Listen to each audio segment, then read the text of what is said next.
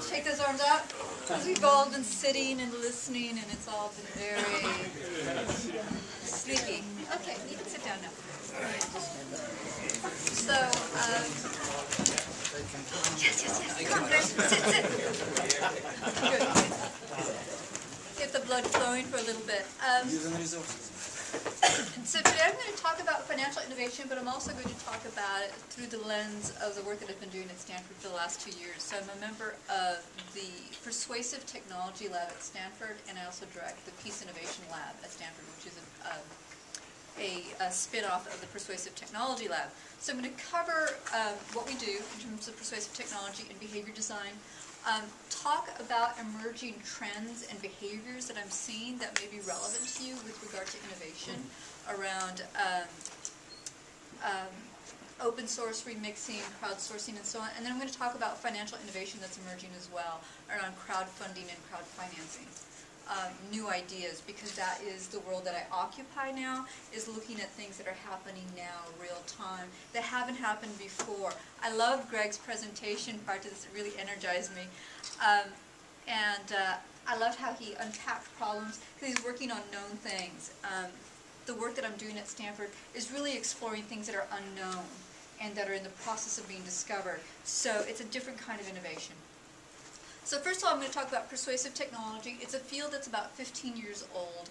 It was pioneered by Dr. B.J. Fogg, who heads the Persuasive Technology Lab at Stanford.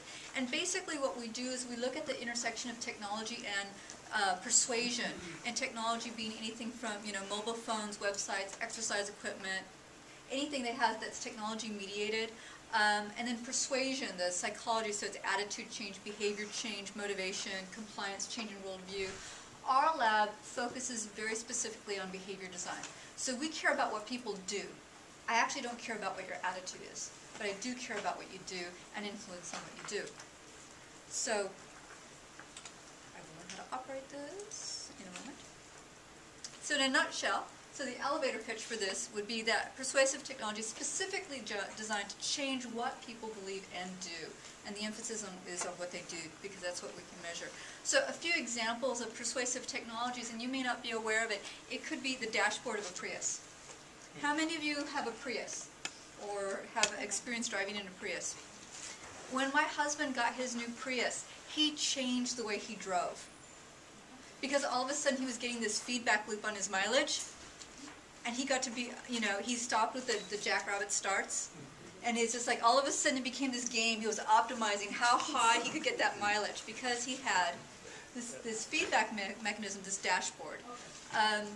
Nike Plus. I don't know how many of you run. I'm a runner. I love my Nike Plus, and it motivates me to run because it logs all my miles. And in fact, I won't run unless I have my Nike Plus, because if I can't get it like on my score, compile it in terms of the total miles I run for the year, it's not very motivating. I'm not going to run. I'm only going to run if I can count the miles. In software, things like Twitter and Facebook are also forms of persuasive technology because they get you to do specific actions. And Facebook has a ton of persuasive psychology in it, and we'll go into it later. I'm going to talk now about the Fogg behavior model, because when we look and we teach our students how to design for behavior, we have a specific framework in mind.